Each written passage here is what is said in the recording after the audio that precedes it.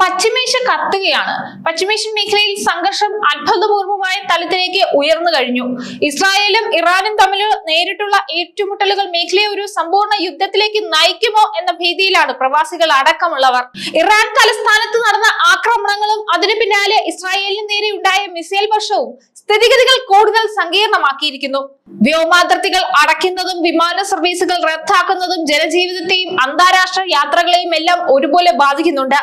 സൈറണുകൾ മുഴങ്ങുന്ന നഗരങ്ങളും സുരക്ഷിത താവളങ്ങളിലേക്ക് മാറുന്ന ഭരണാധികാരികളും ഒരു വൻ യുദ്ധത്തിന്റെ സൂചനകളാണ് നൽകുന്നത്. വൻ ശക്തികളുടെ ഇടപെടൽ കൂടി ഉണ്ടായതോടെ പ്രവാസി സമൂഹം വലിയ ആശങ്കയിലാണ്. വിമാനങ്ങളുടെ സുരക്ഷ ഉറപ്പാക്കുന്നതിനുള്ള മുൻകരുതൽ നടപടിയായി UAE വ്യോമപാത താൽക്കാലികമായി അടച്ചു. ഖത്തറിലെ ജനങ്ങളോട് ഷെൽട്ടറിലേക്ക് മാറണമെന്നാവശ്യപ്പെട്ട് മൊബൈൽ ഫോണുകളിൽ മുന്നറിയിപ്പ് സന്ദേശം എത്തി. കുവൈറ്റിൽ സൈറണുകൾ മുഴങ്ങുകയും വിവിധയിടങ്ങളിൽ സ്ഫോടനവും നടക്കുകയും ചെയ്തു. സംഘർഷത്തിന്റെ പശ്ചാത്തലത്തിൽ മധ്യപൂർവ്വ ദേശത്തേക്കുള്ള എല്ലാ വിമാന സർവീസുകളും നിർത്തിവെക്കുന്നുവെന്ന് എയർ ഇന്ത്യയും അറിയിച്ചു. UAEയിലെ അബുദാബിയിലും ബഹ്റിനിലും ഖത്തറിലും US സൈനിക താവളങ്ങളിൽ ഇറാന്റെ മിസൈൽ ആക്രമണങ്ങൾ നടന്നു കഴിഞ്ഞു. ഇതിനോടനുബന്ധിച്ച് നിരവധി വിമാന സർവീസുകൾ റദ്ദാക്കപ്പെട്ടു കഴിഞ്ഞു. വിസേർ, ഇസ്രായേൽ, UAE അതായത് ദുബായ്, അബുദാബി, ജോർദാൻ എന്നിവിടങ്ങളിലേക്കും തിരിച്ചുമുള്ള എല്ലാ വിമാന സർവീസുകളും മാർച്ച് 7 വരെ അടിയന്തരമായി നിർത്തിവെച്ചതായി വിവരം പുറത്തു വരുന്നുണ്ട്. ആണവ ചർച്ചകളെ ചൊല്ലി സംഘർഷം രൂക്ഷമായിരിക്കെ US സഹായത്തോടെ ഇസ്രായേൽ ഇറാന്റെ തലസ്ഥാനത്ത് ആക്രമണം നടത്തിയതാണ് എല്ലാത്തിന്റെയും തുടക്കം. ആക്രമണത്തിന് പിന്നാലെ ഇറാനും തിരിച്ചടിച്ചു. എന്തായാലും അങ്ങോട്ടും ഇങ്ങോട്ടും ആക്രമണവും പ്രത്യാക്രമണവും എല്ലാം ഇരു രാജ്യങ്ങളും നടത്തി കഴിഞ്ഞിരിക്കുന്നു. സംഘർഷം കൂടുതൽ രൂക്ഷമായി കൊണ്ടിരിക്കുകയാണ്. ഇറാൻ പരമോന്നത നേതാവ് ആയത്തുള്ള അലി ഖമേനിയുടെ ഓഫീസുകൾക്ക് സമീപത്താണ് ആദ്യ ആക്രമണം നടന്നത്.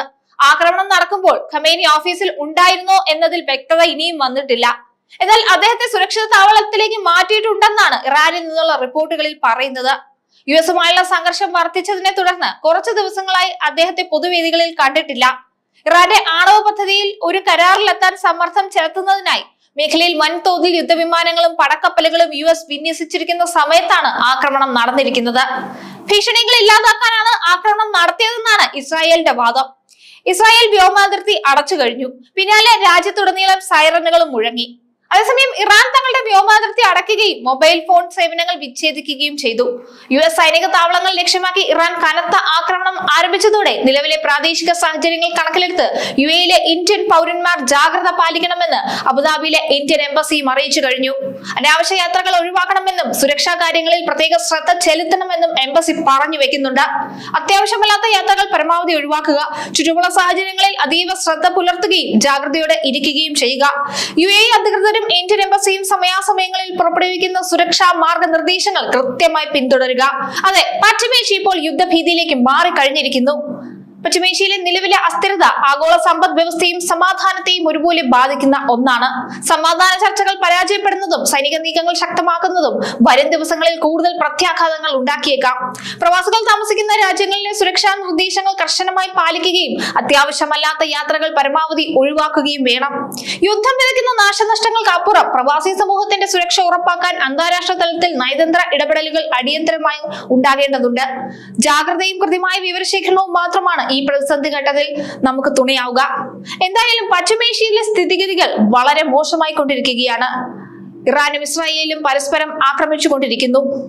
ഇതിനിടയിൽ മറ്റു രാജ്യങ്ങൾ കൂടി വരുമ്പോൾ ആ സംഘർഷം വലിയൊരു ലോകമഹായുദ്ധത്തിലേക്ക് വഴി മാറുമോ എന്നാണ് ഇപ്പോൾ ലോകവും ഉറ്റുനോക്കുന്നത്.